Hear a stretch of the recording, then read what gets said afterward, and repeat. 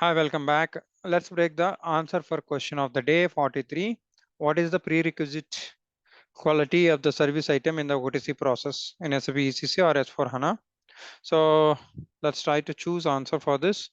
Service item has separate item category group. This is the correct answer because when you look at for regular standard item, you have something called norm will be there, and these guys for the service items who are going to sell for service item, so like in real time we'll choose uh, DIEN or else LIES.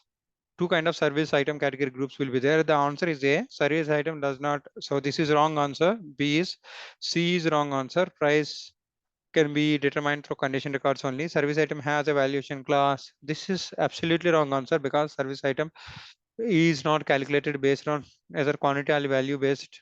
Okay, so the answer A is the correct answer for this question. Separate item category group.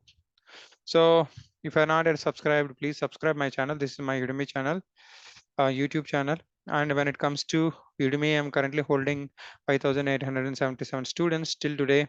And all these are the different courses. I specifically recommended these two courses.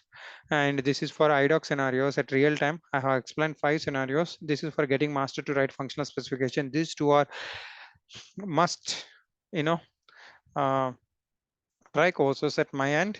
And when it comes to pricing, if you have a doubts, this is one of my top course currently holding 2000 plus students. If you wanted to give it a try, you can give it a try. This is on S4 HANA screens with advanced concepts, which actually not covered in this course. Okay, you can able to see different courses. I'm just providing these links below of this video. If you really like this video, like it, and to get more further updates, stay tuned with my channel. Thank you so much. Wishing you all the best. Have a great day. Jai Bharat.